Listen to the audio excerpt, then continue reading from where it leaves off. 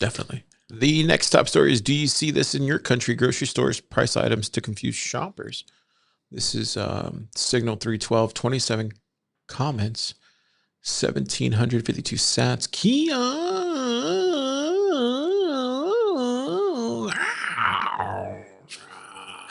We just lost the 2 remaining listeners that we had. Why is there so much ground beef?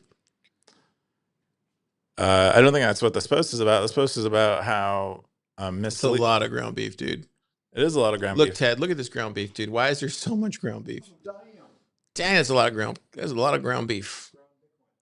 Oh, is that what that says? Bitcoiners. What does molita mean? Oh no. Ground beef cashers. Undisciplined. If you're listening to this, what does molita mean? Garden, that means meat. Molita. Oh, maybe that's ground. That makes sense. Meat grounded. Yeah. Anyways. Are you done? What do you mean? I don't know what you're doing. With the show? Well, with. Are you not entertained? I'm just kidding. Dude, $42 for a 10-pound ground beef? I'm not paying those prices. All right, go for it, Keyan. I'm sorry. Okay. Yeah. So Signal 312, I guess, went into their local Walmart and noticed that. This is Walmart. This is at Walmart. This is why you have quantities Shame. like this. Have you never bought a round of beef? I would never buy ground beef from Walmart. Shame. Where do you buy ground beef from? I wouldn't buy from Walmart. Oh. Would you? Yeah, why not? Ted, would you buy a ground beef from Walmart?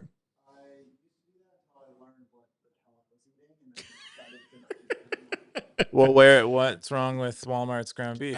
Everything. Jump on the mic, Ted. Jump on the mic, please. Thank you.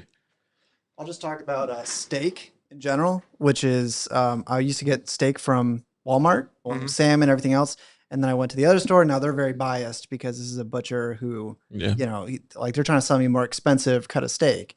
So, you know, considering that, he said basically everything that you would not want to eat, like all the bad things you've heard about factory farming, obviously is delivered to Walmart. Like Walmart is the worst of the worst in terms of most mass production, eating corn instead of grass. That screws up the digestive system.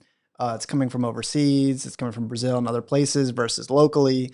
And they're all doing this for economies of scale and everything else. So it's the worst of the worst. It's the worst of the worst. Exactly.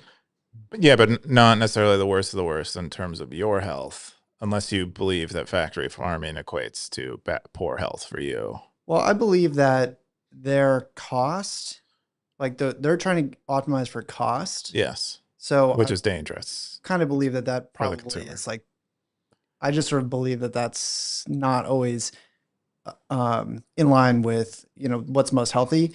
When it comes to things like corn, like I don't really mind GMO because it's bigger. And like, I don't think that it's always at odds, but it seems to me like it can't always be aligned, the cost optimization and the health optimization.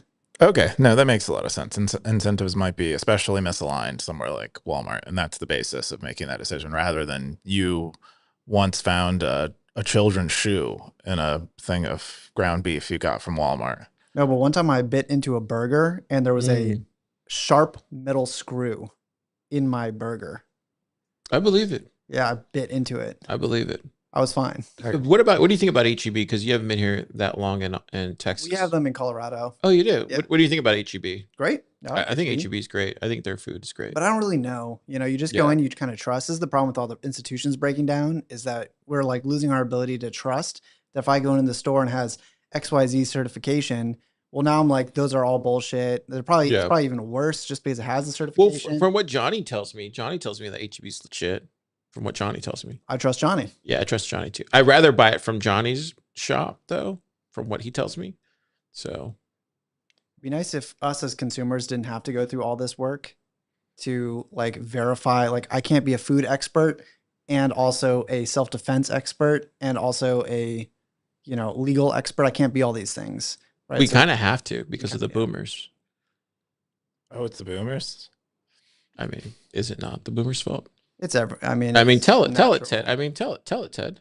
I wouldn't blame it on the boomers. I mean, who else's fault is it? Who else's fault is it? I think it's part it's just a natural, like, emergent complexity or emergent thing that happens in societies, that they rise and they become more complex and then they kind of simplify. When they're more complex, you can rely on the institutions. And then on the opposite, you become more automatized, you take more responsibility on yourself. So it's not really, I think the boomers kind of rode that last tail end. Yeah, It they seems like- benefited. Yeah. I don't think they rode it. They're still on it. yeah, they're up there, but they're kind of like, they're over the cliff and still running like that. No, they're not getting off that cliff. They're well positioned to stay on that cliff. Well, yeah, but Bitcoin just deleted the ground. Well, we'll see. I think they're coming down. Are they? I mean, Jimmy seems to think that the dollar is going to stay around. I don't think the dollar is going to last. I think all that stuff is going to come down. And You think the dollar will stay around? Save it. Okay. It increases the chance that the dollar remains relatively strong. Strong dollar, strong boomer. That's what we're thinking. at least in our lifetimes. Yeah. Right. Strong boomer, strong dollar. Okay, so maybe strong dollar, strong boomer, strong Bitcoin, strong lower generation class. Strong money, strong men, strong society, or strong men to topple society. Yeah. Sounds good to me. All right, By what's this healthy post people. about, Keyan? Jesus. I feel like I'm in like, I don't know, like a car daydream right now, where it's just like we're going from one thing to another. Got to keep the show interesting. Oh, yeah. So Signal 312 goes to their local Walmart and looks at the ground beef and is sort of upset by how the unit price differing between like a higher quantity roll of ground beef versus a lower quantity roll of ground beef doesn't match. And so on the lower quantity roll of ground beef, the 5 pounds, they see $4.99 per pound. But when they go to the 10-pound roll, it's the unit price is in ounces for some reason, which is not helpful to anyone. You would think that if Walmart cared about informing you about prices, they would try to communicate to you in the most effective way, which in this case is probably the per pound price. That's the price that I personally remember when I'm trying to buy meat for cheap, is like, how is this fluctuating over time? Is it on sale? Whatever. So for some reason, they're like obscuring it, the price of the 10-pound roll with the per ounce price, which might be just like a programmatic thing that they're messing up, or they're trying to figure something out. But they say they see that over and over again. They're doing two different things? Or yeah, where there's just like, for whatever reason, the unit price is messed up or like not confusing, or at the very, it's like not even consistent. You'd expect it to be consistent. So there's something that's causing them to be inconsistent. And maybe Walmart has some logic where it's like, if something is priced over this, you price it per the smaller unit, or if I don't know. I don't know what the reason behind it, but they say it also occurs in eggs. If you go to eggs, you'll pay, sometimes see the unit price is per egg, and then sometimes it's per dozen. But they kind of hint at, maybe it's the wholesale price. Maybe that's because it's based on their pallet. Maybe like how much they're buying it for. Yeah, maybe if you have a very large quantity item, like a 10-pound roll, they think that people want to see the per ounce, and that's like, Well, maybe it's based off of what their unit cost is, maybe, in their system. maybe that's how they think of it. Maybe for the 5-pound roll, they pay something that isn't per ounce. Yeah, maybe they're paying. I mean, I don't know. I'm guessing. That's a fair estimation. Maybe they're just passing on the same unit price that they're paying per pound. I don't know. No, that's that could be it. I suspect there's something like that, where I don't see a reason why they do this intentionally. But yeah, I don't think they're like trying to be nefarious or anything. They're too busy for that. yeah, I don't even. I mean, it could be something. It's definitely confusing. I mean, even on Amazon, when I buy stuff, I get kind of upset. Yeah, I definitely think they're just too busy for that. I think it's more has to do with like just their ordering system. Yeah. Anyway, It's all just automated. so Signal asks other stackers if they see this themselves. Yeah, what did they say?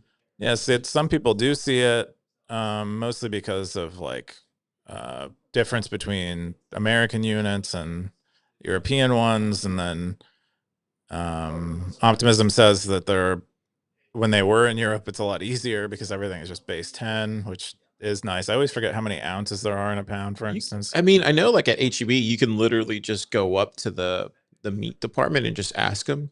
I've done that before, like at the deli, where I'll ask them between the prices after I taste the meat.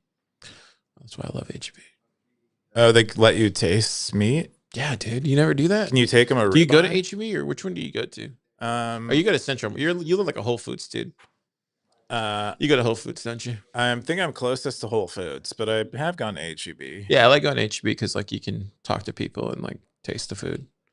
You can taste a ribeye though. You can take a No, but like you can go to like the deli section, like when you're buying Oh. like deli and cheese and stuff, and then you can taste the meat, and then you can ask them about the prices and stuff. HEB's beef though, I find not great relative. Oh, to you mean like the actual? Oh, you mean like the raw meat and stuff? Yeah, if I'm buying raw meat, which is usually the main thing I go to the know. grocery store for. I mean, I mainly do tacos anyway, so I usually just use it. I don't really make steaks. You know what I mean?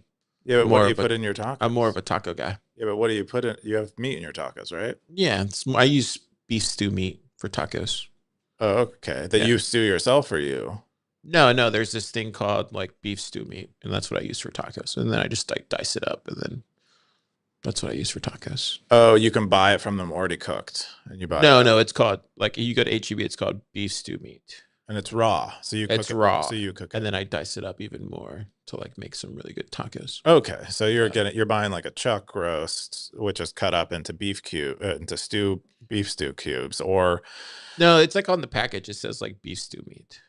I know, but that cut of beef that they're turning into beef stew meat is usually like Oh, is it? yeah, it has like it's a particular part of the cow that has a name. Oh, So okay. oftentimes it's it's like a chuck roast or it's some other kind of roast, like a London broil. Yeah. Usually leaner meat. Anyway, Yeah, it's good. okay. Usually do that, or I get some like chicken and dice it up. Okay. Well, Getting hungry just thinking about it. Good yeah. stuff. What's this? What does this mean? I don't know, but it looks like Arnold. Is that Arnold Schwarzenegger? It is. Wow, I never saw him with that haircut. Is this Running Man Arnold Schwarzenegger? I don't know. It's definitely a younger Arnold than today, interesting. for sure. Anyway, Anyways, yeah. good post. Got me thinking.